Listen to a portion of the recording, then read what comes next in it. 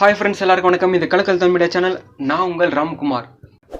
2D entertainment Surya Jyothika ரெண்டு பேருமே வந்து சேர்ந்து தயாரித்து ஜோதிகா அவர்கள் வந்து நடித்து வெளிவந்த படம் தான் பொன்மகள் வந்தா. இந்த படத்தோட சினிமாட்டோகிராஃபர் பார்த்தீங்கன்னா ராம்ஜி. அவர் வந்து ஏற்கனவே 1001 தனிவரம் இந்த மாதிரி படங்களுக்குலாம் பார்த்தீங்கன்னா எடுத்தார். நம்ம அந்த படம் பார்க்கும்போது நம்மளுக்கு தெரியும் விஷுவல்ஸ்லாம் வந்து அவ்வளோ அற்புதமாக அழகாக பண்ணிட்டு இருந்தார்.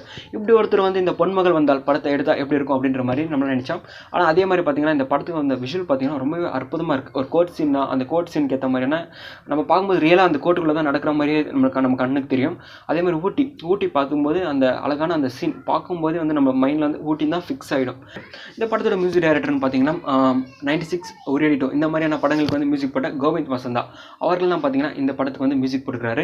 கதை என்னன்றதை பார்க்கறதுக்கு முன்னாடி பார்த்தீங்கன்னா இந்தியாவிலே வந்து ஃபஸ்ட்டு ஓடிடியில் ரிலீஸ் ஆகிற முதல் படம் பார்த்தீங்கன்னா பொன்மகள் வந்தால். தேட்டருக்கே ரிலீஸ் ஆகாமல் ஃபஸ்ட்டு ஓடிடியில் ரிலீஸ் ஆன படம்னு பார்த்தீங்கன்னா இந்த பொன்மகள் வந்தால் தான். இந்த படத்தை பார்த்தீங்கன்னா நிறைய பேர் வந்து செலிபிரிட்டிஸ்லாம் கூட பார்த்தீங்கன்னா நிறைய பேர் வந்து இந்த படத்துக்கு வந்து நல்லா இருக்குது அப்படின்லாம் சொன்னாங்க. அதை நம்பி தான் சரி நானும் போய் பார்க்கணும்னு பார்த்த மாதிரி பார்த்தீங்கன்னா படம் வந்து நல்லா தான் இருக்குது. எந்த மாதிரி இருந்தால் ஒரு நெகட்டிவும் இல்லை. நெகட்டிவ்னு பார்த்தீங்கன்னா ஒரே இந்த நம்ம வந்து படத்தோட ஸ்டார்டிங்லேருந்து எண்டிங் வரைக்கும் பார்த்தீங்கன்னா இந்த ஆர்குமெண்ட்ஸ் தான் போகிற மாதிரி இருக்கும். படத்தோட கதை பார்த்தீங்கன்னா ஒரு சிம்பிளான கதையை வச்சு அது அப்படியே பெருசாக போயிட்டுருக்கோம். என்டர்டெயின்மெண்ட்ஸ் நம்ம வந்து மோஸ்ட்லி வந்து ஒரு விஷயத்துக்கு பார்த்தீங்கன்னா இந்த காமெடிஸ் அதெல்லாம் எதிர்பார்ப்போம். ஆனால் இதெல்லாம் அது இல்லாமல் ஒரே யூனிக்காக போயிட்டு இருக்கிறதுனால பார்த்தீங்கன்னா நமக்கு வந்து ஒரு மாதிரி போர் அடிக்கிற மாதிரி தான் ஃபீல் ஆகும். ஏன்னா ஃபுல்லாக இன்வெஸ்டிகேஷன் இந்த கொலை பற்றி அதெல்லாம் போயிட்டுருக்கோம். நம்மளுக்குலாம் ஆல்ரெடி தெரியும், கண்டுபிடிச்சிரும் இவங்க தான் குற்றவாளி இவங்க தான் இல்லை அப்படின்லாம் நமக்கு தெரியும். ஆனாலும் பார்த்தீங்கன்னா இந்த படத்தில் வந்து அது எப்படி ப்ரூஃப் பண்ணுறாங்க அப்படின்றது தான் மெயினோட கான்செப்ட். ஆனால் இந்த படம் வந்து நிறைய பேருக்கு வந்து புரியாமல் போகிறது கூட சான்சஸ் இருக்குது. ஆனால் நீங்கள் பார்க்கும்போது கொஞ்சம் தெளிவாக பாருங்கள், அப்போ தான் உங்களுக்கு வந்து புரியறதுக்கான சான்சஸ் இருக்குது. படத்தோட கதைன்னு பார்த்தீங்கன்னா 13 வருஷத்துக்கு முன்னாடி ஊட்டியில் நடக்கிற 13 வருஷத்துக்கு முன்னாடி ஊட்டியில் ஒரு கொலை ஒன்று நடக்குது.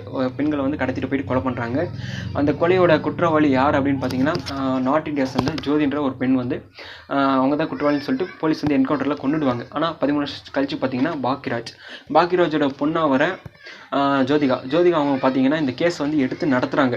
கொலை வந்து இவங்க பண்ணியிருக்க மாட்டாங்க, அதுக்கான ப்ரூஃப் இல்லை அப்படின்னு சொல்லிட்டு என்னென்னவோ பண்ணுவாங்க. ஆனால் பார்த்தீங்கன்னா கடைசி வரையும் பார்த்தீங்கன்னா பார்த்திபன் வந்து விடாமல் வந்து ஆர்குமெண்ட் பண்ணி பார்த்தீங்கன்னா அந்த கேஸ் வந்து நமக்கு பார்ப்பாங்க. அப்புறம் கிளைமேக்ஸில் என்ன நடந்துச்சு, குற்றவாளி அவங்க இல்லை அப்படின்னு ப்ரூஃப் பண்ணாங்களா இல்லையா அப்படின்ற மாதிரி தானே ஒரு கதை தான் போயிட்டுருக்கும்.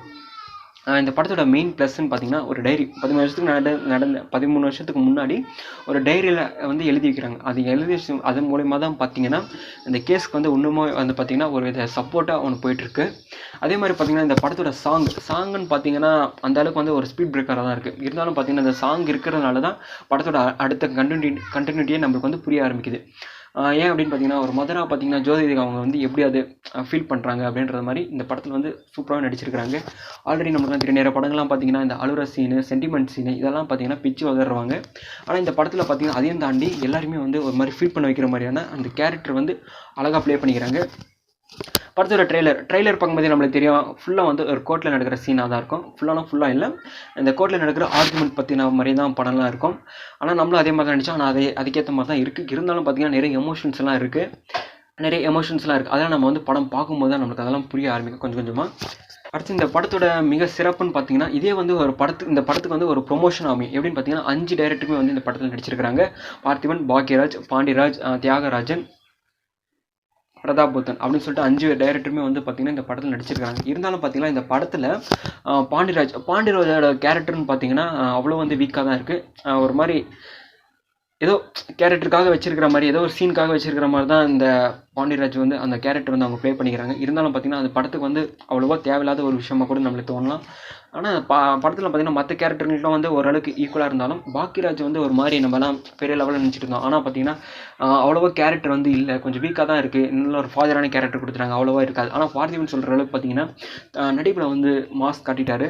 இந்த படத்தோட பேசிக்னு பார்த்தீங்கன்னா பெண்களுக்கு நடக்கிற கொடுமைகளை வந்து வன்கொடுமைகள் அது எப்படி வந்து இந்த கோர்ட் வந்து எடுத்துக்குது, சட்டம் வந்து என்ன தான் சொல்ல வருது, பெண்களுக்கான அந்த பாதுகாப்பு வந்து சட்டம் வந்து எப்படியெல்லாம் பதிலடி தருது அப்படின்றது தான் பார்க்க போகிறோம்.